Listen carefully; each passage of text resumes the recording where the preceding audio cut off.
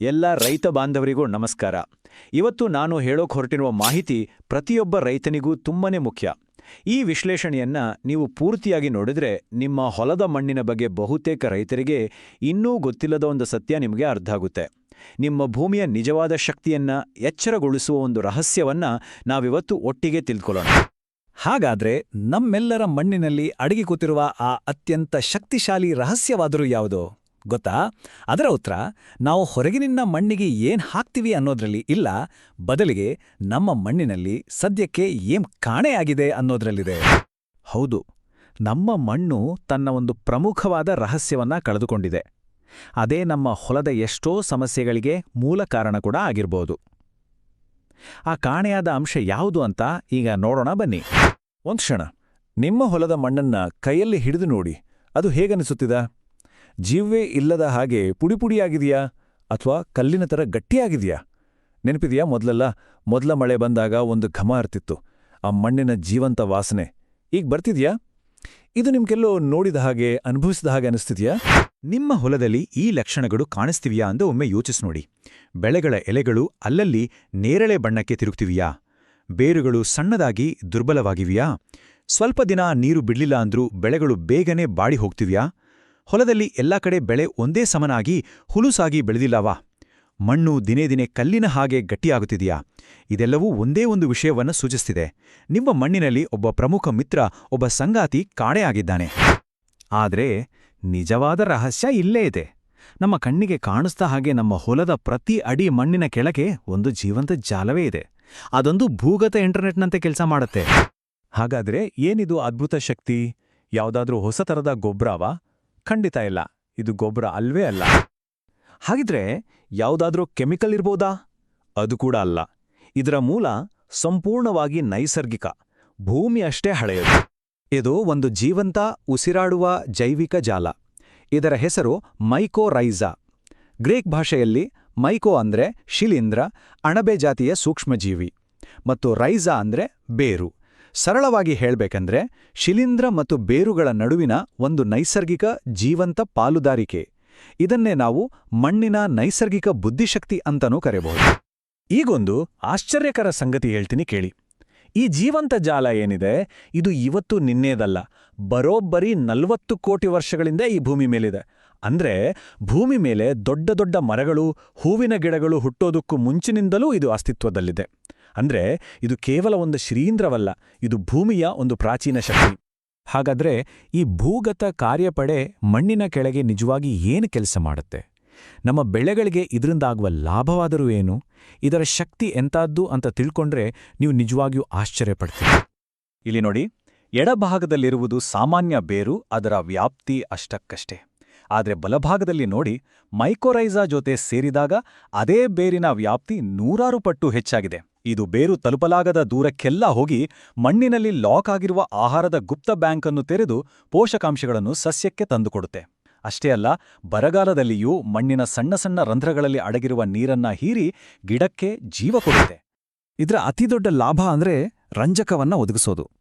ನೋಡಿ, ನಮ್ಮ ದೇಶದ ಬಹುತೇಕ ಮಣ್ಣುಗಳಲ್ಲಿ ರಂಜಕ ಇದ್ರೂ ಅದು ಕಲ್ಲಿನ ರೂಪದಲ್ಲಿ ಲಾಕ್ ಆಗಿರುತ್ತೆ, ಗಿಡಗಳಿಗೆ ಸಿಗೋದಿಲ್ಲ. ನಾವು ಹಾಕೋ DAPಯಲ್ಲಿ ಕೂಡ 70-80% ಹೀಗೆ ಲಾಕ್ ಆಗಿ ವ್ಯರ್ಥವಾಗುತ್ತೆ.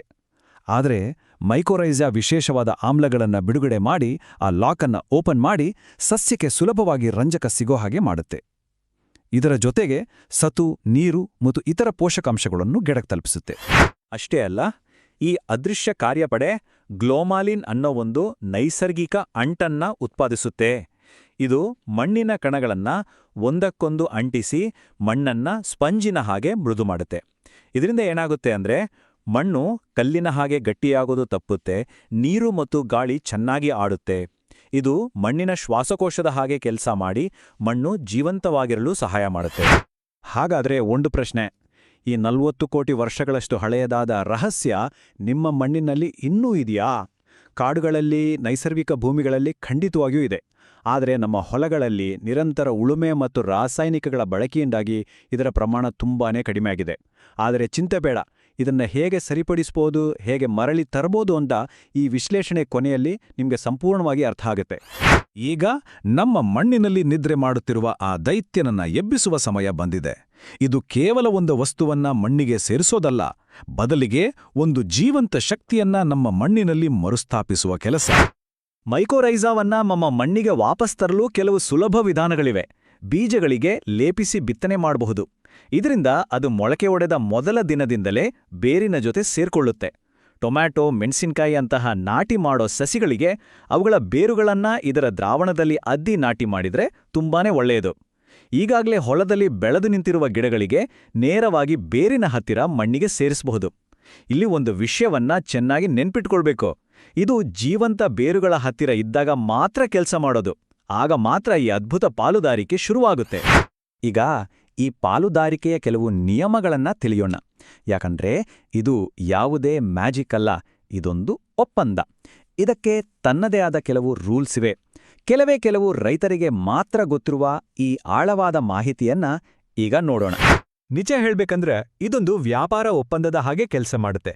ಸಸ್ಯಗಳು ಸೂರ್ಯನ ಶಕ್ತಿಯಿಂದ ಆಹಾರ ಅಂದ್ರೆ ಸಕ್ಕರೆಯನ್ನ ತಯಾರಿಸಿ ಅದರಲ್ಲಿ ಸ್ವಲ್ಪ ಭಾಗವನ್ನ ಈ ಶಿಲೀಂಧ್ರಕ್ಕೆ ಸಂಬಳವಾಗಿ ಕೊಡ್ತವೆ. ಅದಕ್ಕೆ ಪ್ರತ್ಯೇಕಿ ಈ ಶಿಲೀಂಧ್ರ ಸಸ್ಯಕ್ಕೆ ಬೇಕಾದ ನೀರು ಮತ್ತು ಪೋಷಕಾಂಶಗಳನ್ನ ಎಲ್ಲಿಂದಲೋ ಹುಡುಕಿ ತಂದು ಕೊಡ್ತದೆ. ವಿಜ್ಞಾನಿಗಳು ಈ ಭೂಗತ ಜಾಲಕ್ಕೆ ವುಡ್ ವೈಡ್ ವೆಬ್ ಅಂತ ಕರೀತಾರೆ. ಇದರ ಮೂಲಕ ಸಸ್ಯಗಳು ಒಂದಕ್ಕೊಂದು ಕೀಟಬಾಧೆಯ ಎಚ್ಚರಿಕೆಯಂತಹ ಸಂಕೇತಗಳನ್ನು ಕಳಿಸಬಲ್ಲವು. ಇದು ತುಂಬಾನೇ ಪ್ರಮುಖವಾದ ಮಾಹಿತಿ. ಗಮನವಿಟ್ಟು ಕೇಳಿ. ಮೆಕ್ಕೆಜೋಳ, ಮೆಣಸಿನಕಾಯಿ, ಟೊಮ್ಯಾಟೊ, ಈರುಳ್ಳಿ ಮತ್ತು ಬಾಳೆ ಅಂತಹ ನಮ್ಮ ಹೆಚ್ಚಿನ ಬೆಳೆಗಳು ಮೈಕೋರೈಸಾವನ್ನು ಹೆಚ್ಚು ಅವಲಂಬಿಸಿವೆ. ಆದರೆ ಎಲೆಕೋಸು, ಸಾಸ್ವೆ, ಮೂಲಂಗಿಯಂತಹ ಬ್ರಾಸಿಕಾ ಕುಟುಂಬದ ಬೆಳೆಗಳು ಇದರ ಜೊತೆ ಅಷ್ಟೊಂದು ಗಟ್ಟಿಯಾದ ಸಂಬಂಧವನ್ನು ಬೆಳೆಸ್ಕೊಳ್ಳೋದಿಲ್ಲ. ಯಾಕಂದ್ರೆ ಅವುಗಳ ಬೇರುಗಳ ರಚನೆಯೇ ಬೇರೆ ಥರ ಇರುತ್ತೆ. ಈ ಸತ್ಯ ಬಹುತೇಕ ರೈತರಿಗೆ ಗೊತ್ತೇ ಇರೋದಿಲ್ಲ.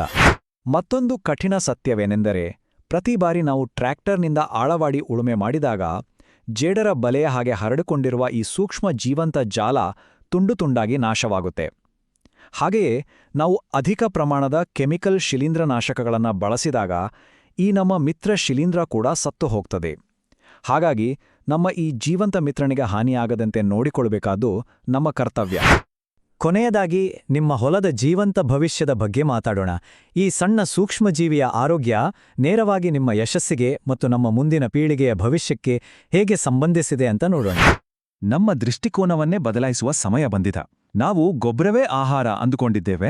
ಆದರೆ ನಿಜವಾದ ಸತ್ಯವೆಂದರೆ ಮೈಕೋರೈಸಾ ಆ ಆಹಾರವನ್ನ ಗಿಡಕ್ಕೆ ತಲುಪಿಸುವ ಡೆಲಿವರಿ ನೆಟ್ವರ್ಕ್. ನಾವು ಮಣ್ಣನ್ನ ಕೇವಲ ಧೂಳು, ಮರಳು ಅಂದುಕೊಂಡಿದ್ದೇವೆ. ಆದರೆ ಮಣ್ಣು ಒಂದು ಜೀವಂತ ಶರೀರ. ನಾವು ಸಸ್ಯವನ್ನ ಮಾತ್ರ ನೋಡ್ತಿದ್ದೇವೆ. ಆದರೆ ಭೂಗತದಲ್ಲಿರುವ ಈ ಅದೃಶ್ಯ ಕಾರ್ಯಪಡೆಯೇ ನಮ್ಮ ಕೃಷಿಯ ನಿಜವಾದ ಅಡಿಪಾಯ. ಈಗ ನೀವೇ ಯೋಚಿಸಿ, ನೀವು ಕೇವಲ ಸಸ್ಯಕ್ಕೆ ರಾಸಾಯನಿಕ ಆಹಾರವನ್ನ ಸುರಿತಿದ್ದೀರಾ ಅಥವಾ ನಿಮ್ಮ ಮಣ್ಣಿನ ಜೀವಂತ ಬುದ್ಧಿಶಕ್ತಿಯನ್ನ ನಿರ್ಮಿಸ್ತಿದ್ದೀರಾ? ಈ ಪ್ರಶ್ನೆಗೆ ಸಿಗುವ ಉತ್ತರ ನಿಮ್ಮ ಮತ್ತು ನಿಮ್ಮ ಮುಂದಿನ ಪೀಳಿಗೆಯ ಕೃಷಿ ಬದುಕನ್ನೇ ನಿರ್ಧರಿಸುತ್ತದೆ.